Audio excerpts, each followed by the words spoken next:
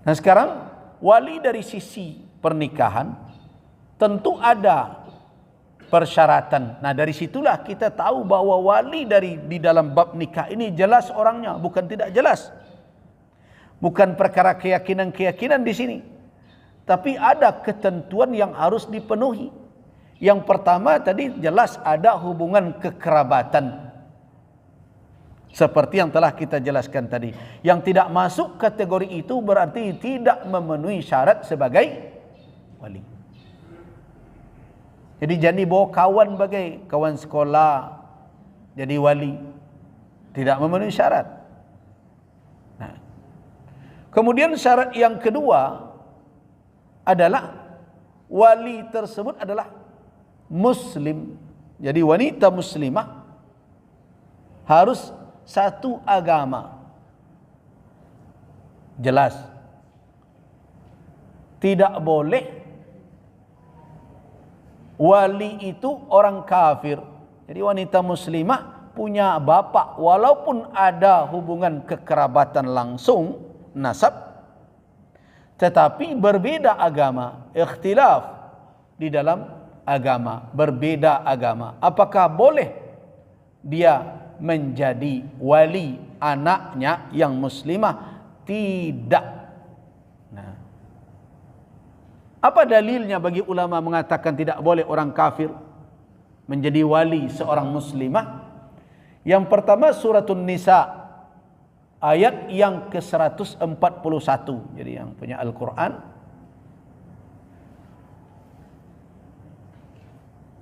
mudah-mudahan nanti sudah ada, bisa terlihat ya. Perhatikan firman Allah Subhanahu wa taala di dalam ayat 141 itu, dalam surat An-Nisa tersebut ada kalimat walai yaj'ala. Perhatikan. Sudah bertemu yang pegang Al-Quran? Di akhir ayat ini kan panjang. Alladzina yatarabbasuna bikum fa in kana lakum fathun min Allah qalu alam nakum ma'akum wa in kana lil kafirina nasibun qalu alam nastahwiz alaikum wa namna'akum minal mu'minin wallahu yahkumu bainakum yawmal qiyamah. Terus lihat ayat wa la yaj'alallahu lil kafirina 'alal mu'minina sabila. Nah, apa artinya itu? Allah sekali-kali, bukan sekali-sekali ya. Sekali-kali itu maknanya apa? Sama sekali. Tidak. Itu makna sekali-kali itu. Kalau sekali-sekali berbeda itu. Kalau sekali-sekali, sekali-sekali ndaknya. Nah lain yo. Paham maknanya itu? Sekali-kali itu berarti sama sekali. Tidak. Jadi Allah sama sekali tidak menjadikan. Jadi sekali-kali tidak menjadikan. Wala yaj'alallahu lil kafirin. Lil itu tamlik, milik, ikhtisas namanya. Allah sama sekali tidak menjadikan ada ikhtisas, kewenangan, pengkhususan, ada kepemilikan terhadap orang-orang atas orang yang beriman. Ala itu lil ilzam, atas orang yang beriman. Apa? Jalan apapun. Artinya Allah menutup jalan bagi orang kafir, sama sekali tidak membukanya untuk berkuasa atas orang yang beriman. Jadi kalau diletakkan kepada dia dengan kekufurannya sebagai wali, berarti orang kafir punya apa? Punya jalan untuk berkuasa.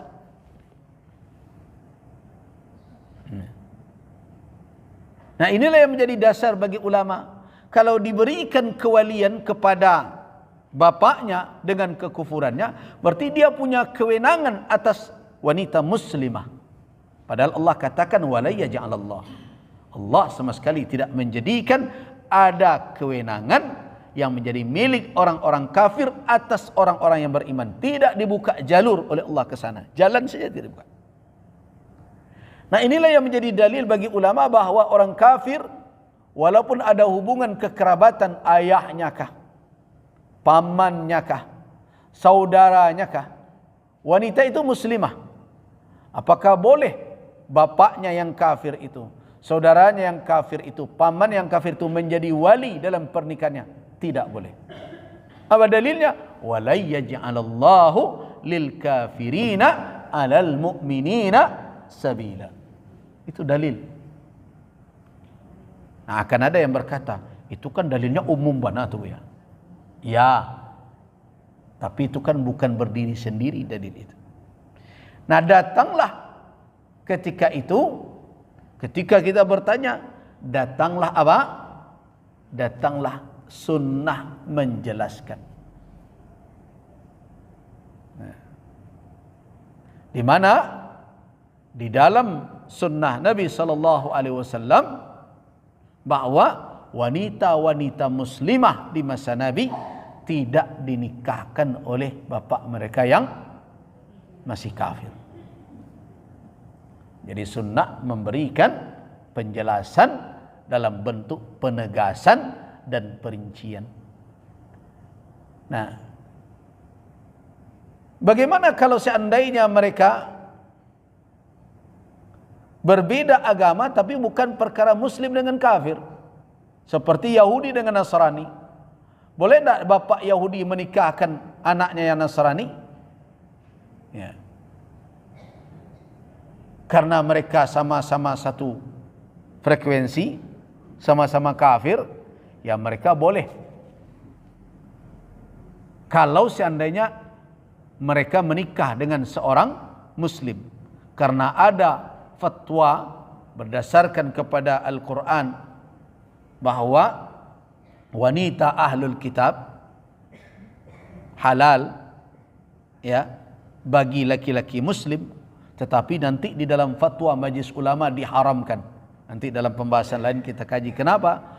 Karena saddal lidzari'ah, yaitu menutup pintu jangan sampai tukang pancing dilarikan ikan pula.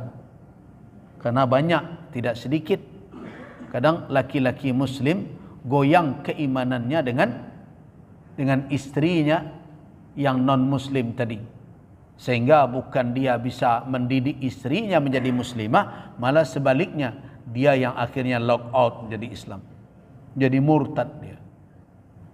Nah, karena itu makanya Majelis Ulama memakai dalil saddal lidzari'ah, kemudian juga istihsan mengambil pendapat sahabat Abdullah ibn Umar yang juga melarang pernikahan seorang muslim dengan kitabiyah, dengan ahlul kitab, dengan Nasrani dan Yahudi.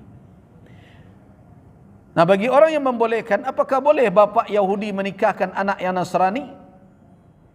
Boleh, karena mereka sama-sama di dalam kufur.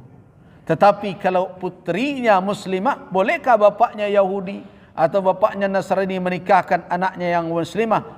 Tidak boleh. Nah, ini ada juga di dalam Al-Quran, ayat lain, suratul Anfal ayat 73. Untuk memperkuat dalil tadi, di dalam suratul Anfal ada kalimat di situ yang menjadi sandaran atau gantungan dari dalil kita, dari hujjah kita ini adalah walladzina kafaru ba'duhum awliya'u ba'din. Orang kafir itu menjadi wali satu sama lain. Karena itu apa?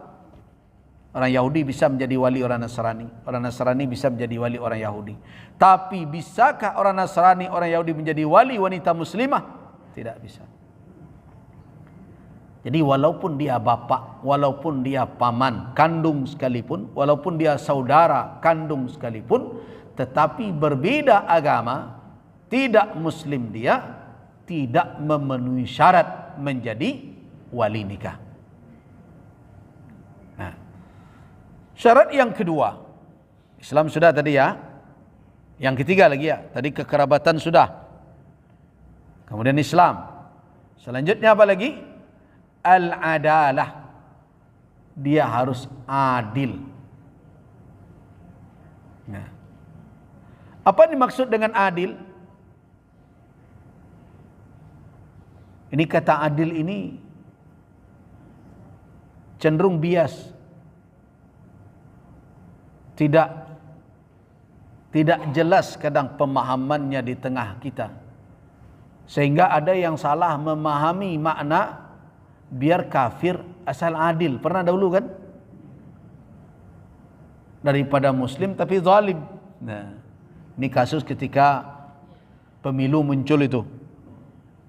Nah, mereka tidak memahami kalimat adil.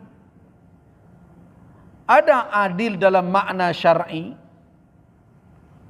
ada adil dalam makna urfi, dalam makna tradisi. Sebagian orang kadang memahami adil itu adalah sama bare, menimbang sama bare, mau ukur sama panjang, kan begitu?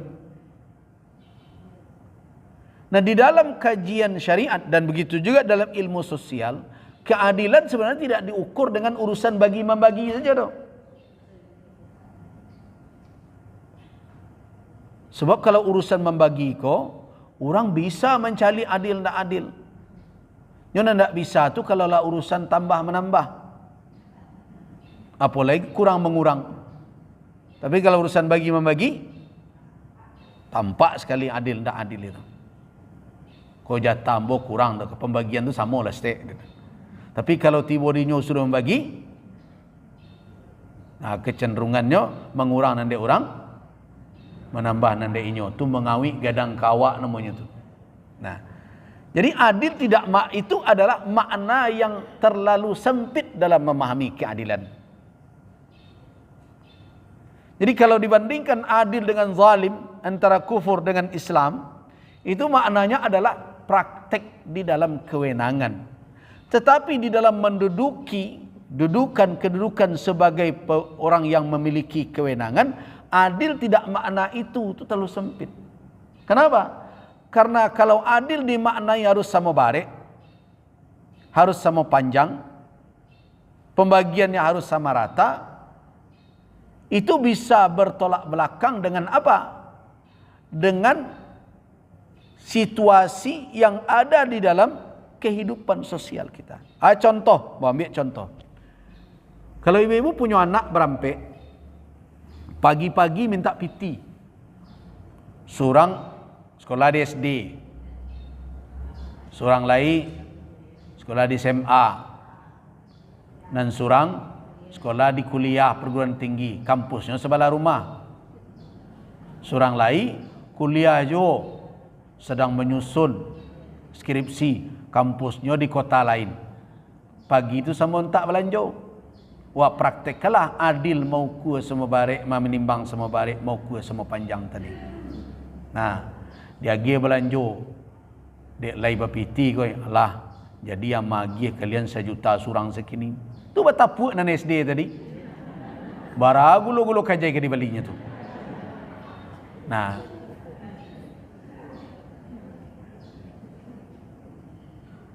jadi karena itu jangan memahami makna adil itu dengan satu kacamata itu saja. Begitu juga nanti adil dalam urusan wali. Wali itu harus yang adil. Saksi itu harus yang adil. Kan begitu? Kenapa ulama menetapkan adil? Karena ada hadis. Di antaranya hadis yang diriwayatkan oleh Al-Imam Asy-Syafi'i. Al-Imam Asy-Syafi'i rahimahullah di dalam kitab Musnad beliau dengan sanad yang sahih. Apa kata beliau? Kata Nabi sallallahu alaihi wasallam, beliau riwayatkan, la nikaha illa biwaliyin mursyidin. La nikaha illa biwaliyin mursyidin. Mursyid. Nah, tidak ada nikah melainkan dengan seorang wali yang mursyid. Apa pengertian mursyid? Menurut Al-Imam Asy-Syafi'i rahimahullah adalah al-muradu bil mursyidi fil hadis al-adlu. Yang dimaksud dengan mursyid di dalam hadis Nabi tadi adalah adil. Imam Syafi'i menyimpulkan makna mursyid tadi adil, ar-rusdu. Saya pernah jelaskan makna rusdu di sini. Ketika kita bicara tentang pendidikan di dalam Islam. Islam itu tidak menjadikan orientasi pendidikannya itu adalah cerdas. Nah, cerdas. Karena cerdas itu bukan tujuan akhir. Sekarang pendidikan kita itu kan membangun kecerdasan. Sebenarnya cerdas dalam makna apa? Dalam makna sa'atul ma'rifah, yaitu lapangnya, luasnya wawasan seseorang, wa kathratul ma'lumat, dan banyaknya informasi keilmuan. Itu orang hebat, cerdas, pintar. Nah, Islam tidak menjadikan itu sebagai final, tujuan akhir dari pendidikan.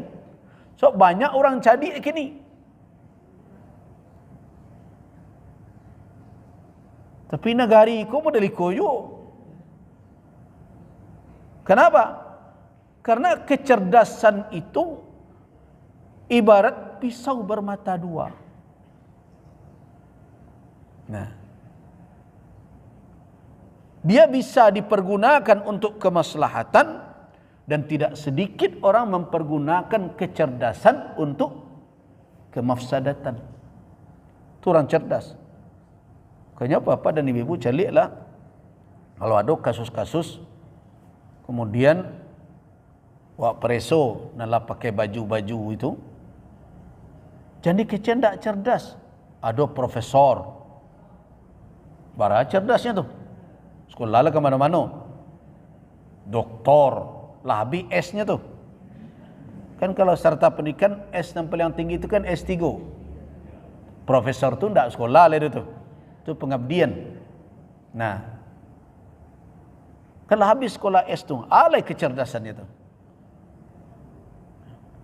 Tapi apakah betul cerdas itu ada jaminan orang itu mempergunakan keluasan wawasannya, banyaknya ilmunya, informasi yang dia dapat, apakah menjamin bahwa dia akan melakukan mempergunakannya untuk kemaslahatan? Tidak jaminan. Nah, karena itu makanya Islam tidak menjadikan itu sebagai tujuan akhir. Apa tujuan Islam? Ar-rusdu. Ar-rusdu. Makanya di dalam doa kita kan begitu. Allahumma habbib ilainal iman wa zayyinhu fi qulubina wa karrih ilainal kufra wal fusuqa wal isyana waj'alna minar rasyidin. Apa doa itu? Lain tak? Allahumma habbib ilainal iman. Ya Allah, habbib, jadikan kecintaan kepada kami itu iman. Iman menjadi kecintaan di dalam hati kami.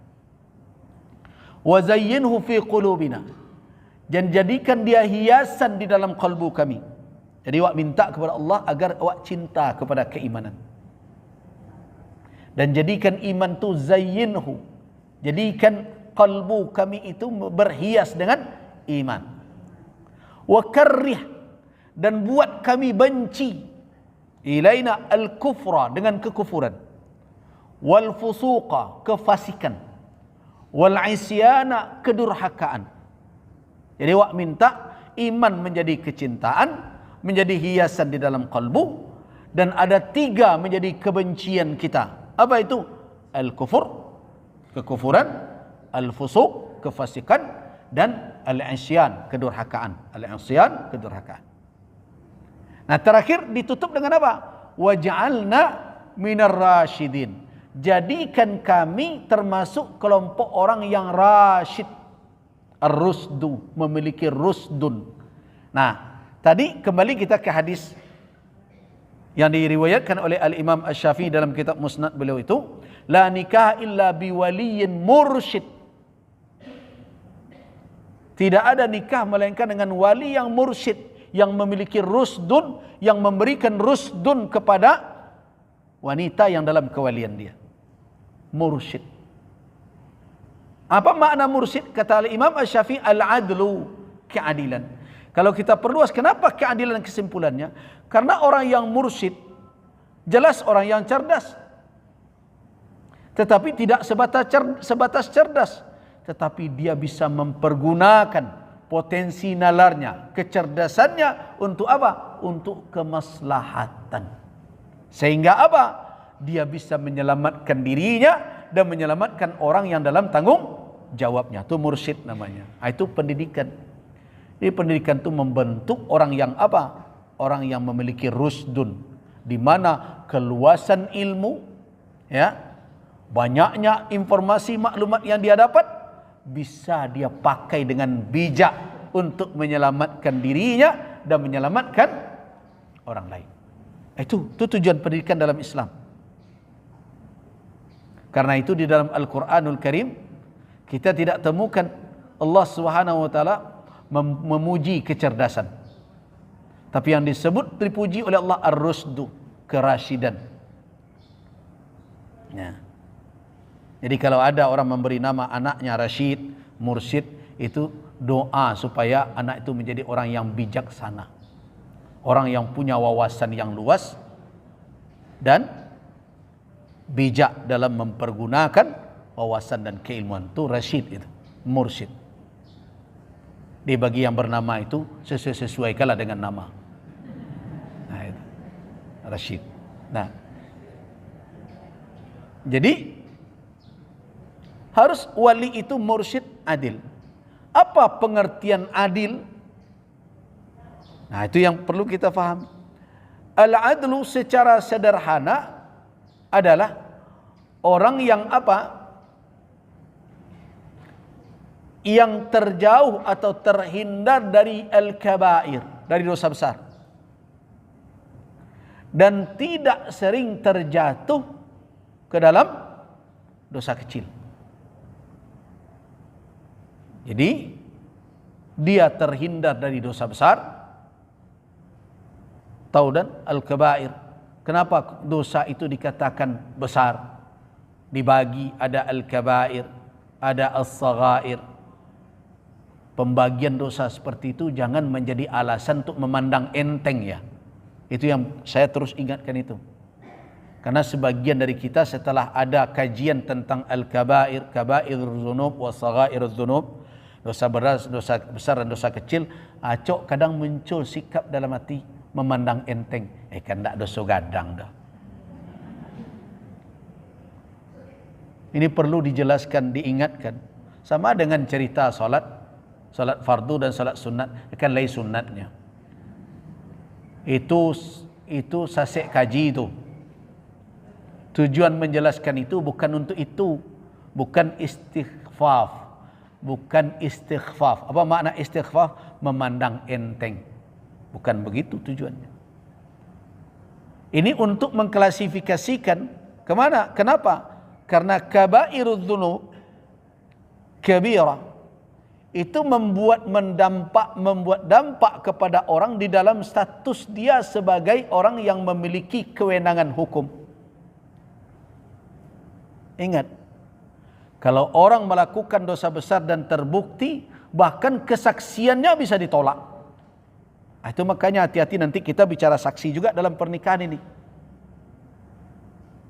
Kita ini sekarang aneh-aneh saja membuat. Bangga pula kalau yang menjadi saksi nikah itu pejabat.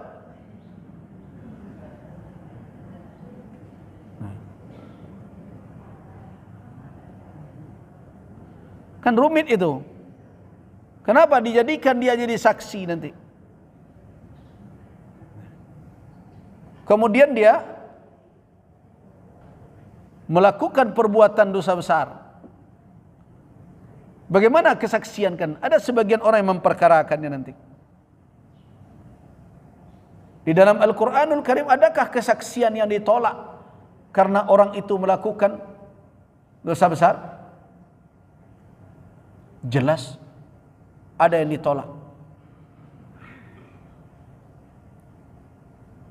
Orang yang menuduh misalnya wanita baik-baik berzina, wanita baik-baik, wanita yang lalai, tidak ada berbuat itu, tiba-tiba dia fitnah, bahasa kita ya, dia buat buhtan, cerita bohong, hoax, wanita itu melakukan perbuatan zina. Apa kewajiban dia? Nah, harus mendatangkan 4 saksi, kan begitu? Nah, kalau dia tidak bisa,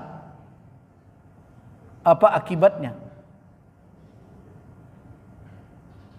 Akibatnya dia harus dicambuk 80 kali. Nah, itu yang sering kita dengar. Tapi tahu tidak akibat yang berikutnya? Kesaksiannya tidak diterima. Di mana ditemukan? Lihat firman Allah ayat 4 dalam surah An-Nur.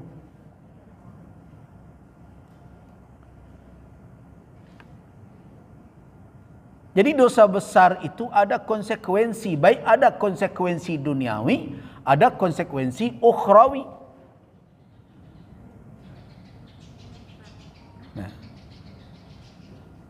ayat 4 dalam surah An-Nur, sudah ketemu? Apa bunyinya?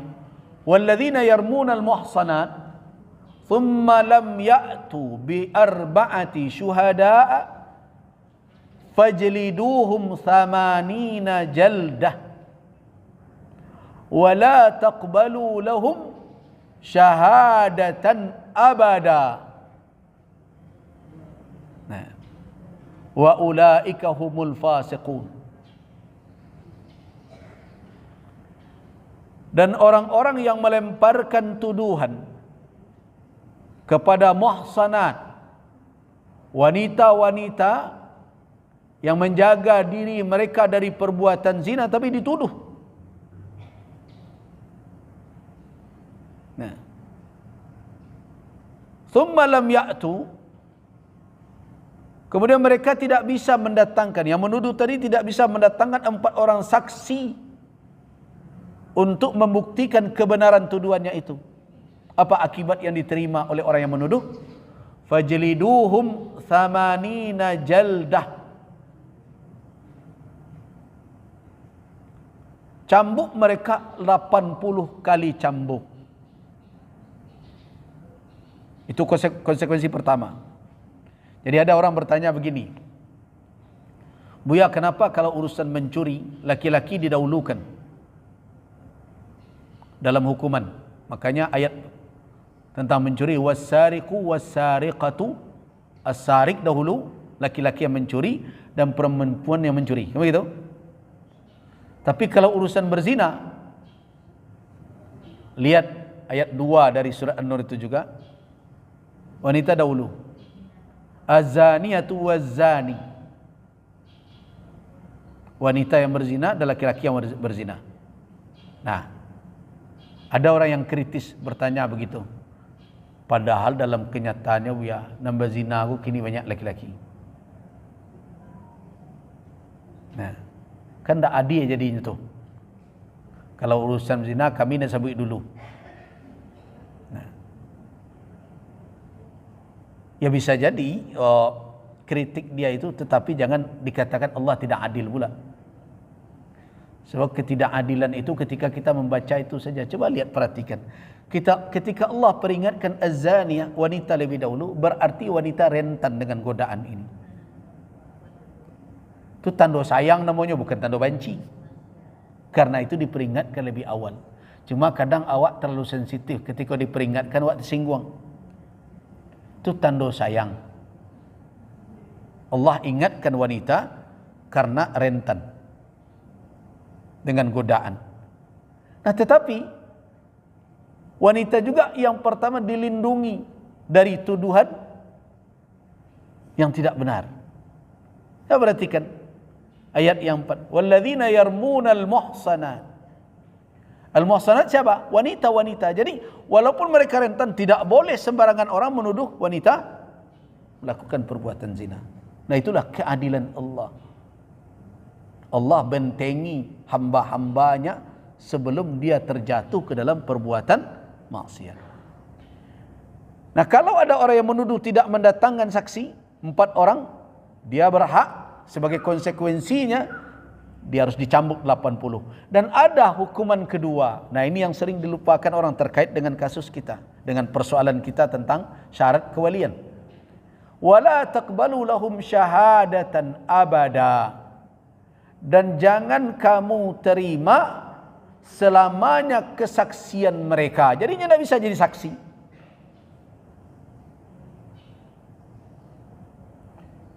Nah, dari sinilah makanya para ulama mengatakan bahwa orang-orang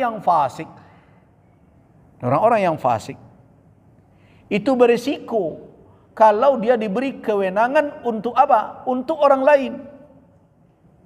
Berisiko. Kenapa? Bamang kok berjual bali bolehnya? Karena itu adalah terkait dengan dirinya sendiri. Perkara kewalian dan kesaksian itu tidak terkait dengan dirinya sendiri, tapi terkait dengan orang lain. Perkara kewalian terkait dengan orang lain, dengan anaknya, dengan saudaranya, dengan anak saudaranya. Ada keterkaitan. Nah, karena itu perlu orang itu memiliki apa? Sifat atau sikap kesalehan. Nah, karena itu yang akan menjadi wali, yang akan menjadi saksi itu mestinya orang-orang yang taat kepada Allah Subhanahu wa taala. Nah, adil itu maknanya apa? Orang yang istiqamah di dalam taat, tidak terjatuh ke dalam dosa besar, dan tidak sering, kalau dosa kecil kadang rumit untuk menghindarinya, tetapi tidak sering terjatuh ke dalam dosa kecil. Itu pengertian sederhana dari makna adil. Walaupun persyaratan adil ini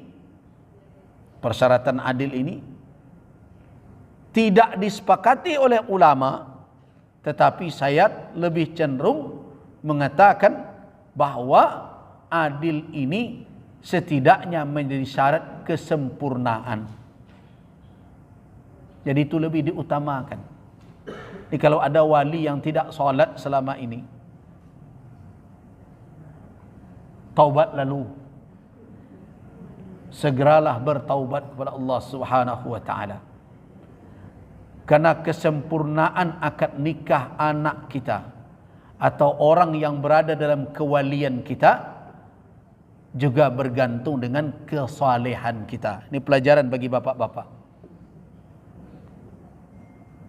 Pelajaran bagi bapak-bapak. Karena bapak-bapak akan jadi, tapi ibu-ibu jangan niang saja. Kanan apa-apa tu. Solatlah, taatlah ke Allah. Kenapa? Karena ketaatan awak itu juga berdampak nanti ke anak awak. Nah, contoh saja kasusnya adalah perkara nikah. Karena di antara ulama ada yang berpendapat bahwa keadilan itu adalah syarat. Nah, kenapa ada ulama yang mengatakan tidak menjadi syarat? Karena rumit membuktikannya. Nah, itu saja. Karena itu saya lebih cenderung mengatakan al-adalah, keadilan seorang wali berbeda dengan saksi. Saya kalau saksi berpendapat wajib saksi itu adil. Kenapa? Karena saksi ada pilihan. Kalau wali kan pilihannya sempit. Nah, karena itu keadilan itu menjadi syarat kesempurnaan. Nah, karena itu tolong bagi orang tua atau siapapun yang di pundaknya ada kewalian itu, sebaiknya itu menjadi salah satu motivasi untuk segeralah memperbaiki diri. Kenapa? Karena pernikahan wanita-wanita yang nanti kita yang mengakadkannya itu bergantung kesempurnaannya, keafdalannya kepada keadilan kita, ketaatan kita kepada Allah Azza wa Jalla. Syarat berikutnya adalah baligh. Nah, ini biasanya berdampingan dengan syarat yang berikutnya, akal. Baligh Kenapa bulugh? Kenapa dipisah? Kok tidak satu saja akal? Kenapa tidak berakal saja? Kenapa? Karena di dalam persyaratan bulugh dengan akal itu ada hubungan yang kuat. Tapi adakah orang yang belum balik tapi berakal? Ada. Walaupun timbangan akalnya belum sesempurna orang yang dewasa. Itu dikatakan sabiyyun mumayyizun namanya. Sabi mumayyiz. Ulama biasa membedakan anak kecil yang mumayyiz, yang telah bisa memilah dan memilih mana maslahat dan mudarat, tapi belum balik. Balik berakal. Nah, bagi yang menjadi wali adalah balik berakal. Berakal saja belum balik, belum bisa menjadi wali. Nah, tetapi bisa tidak menjadi yang lain seperti imam? Bisa. Sabiyyun mumayyizun. Walaupun afdalnya tetap yang jadi imam yang telah balik. Nah, jadi anak kecil yang mumayyiz. Nah, anak kecil seperti itulah yang dibawa ke masjid, dilatih untuk salat bersama dan ditempatkan di samping kita. Bukan disuruhnya sebaris di belakang, tu culik-culikannya sama-sama. Jadi yang akan dibawa ke masjid anak-anak itu sabiyyun mumayyizun, anak yang mumayyiz yang telah pandai salat berjamaah dan mengerti adab berada di rumah Allah. Jadi ada sebagian orang yang keliru memahami melatih anak salat, nya bawa anak dalam gendongannya. Ustaz ngaji, nah situ menangi, nah siko bergalui, lun surang Allah aja nak mengerti adab di masjid. Dan serupa itu tu ndak dibawa ke masjid dalam kegiatan majlis ilmu, dalam kegiatan salat berjamaah. Kenapa? Kalau itu dilakukan, orang tua tak jadi salat jadinya. Nah, jangan berhujah dengan apa? Dengan hadis Nabi pernah ditunggangi oleh Hasan atau Husain, cucu beliau di pundak Nabi. Nabi tak ada membawa doh. Itu namanya kondisional dan situasional. Jadi tidak bisa dijadikan hukum general, hukum umum. Kan ada sebagian masjid yang kadang sulit melakukan kegiatan di situ. Kenapa? Seluruh ibu-ibu mau anak. Repot, baru saya ngaji, kau menangi. Lantok ikut mulai ngaji balik, itulah merawang. Nah, itu tidak cocok. Sama dengan dia datang ke sini, kemudian ditarik nyomik imam berbagai macam. Ya jangan. Jadi makna masjid, sekarang kan ada masjid ramah anak ya. Nah, kadang disalahfahami itu. Masjid ramah anak itu bukan berarti tempat untuk pengasuhan bayi dalam masjid. Tidak. Itu tempat di mana anak-anak bisa dilatih dan dididik untuk berjamaah dan hadir dalam majlis di rumah Allah. Itu tujuan. Tentu orang-orang, anak-anak yang telah memiliki dasar. Nah, siapa yang bertanggung jawab untuk memberikan dasar pemahaman itu? Ya orang tua di rumah.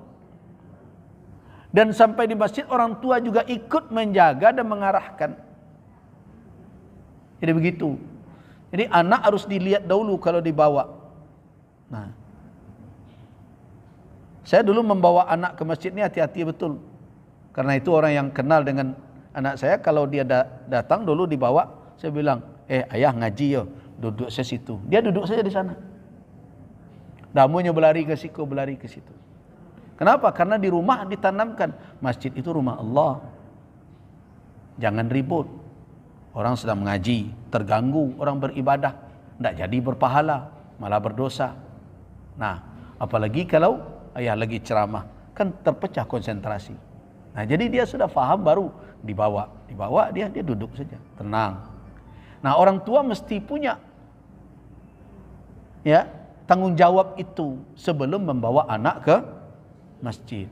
Nah, jadi makanya kenapa di dalam fikih dibagikan ada sabi mumayyizun, ada yang balik berakal, karena memang memiliki hukum-hukum tersendiri.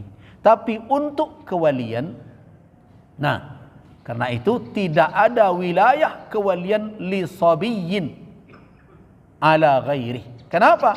Karena dengan umurnya dan kematangan berfikirnya belum berhak dia punya kewenangan atas diri orang lain. Urusan nikah kan itu orang lain, tanggung jawab itu.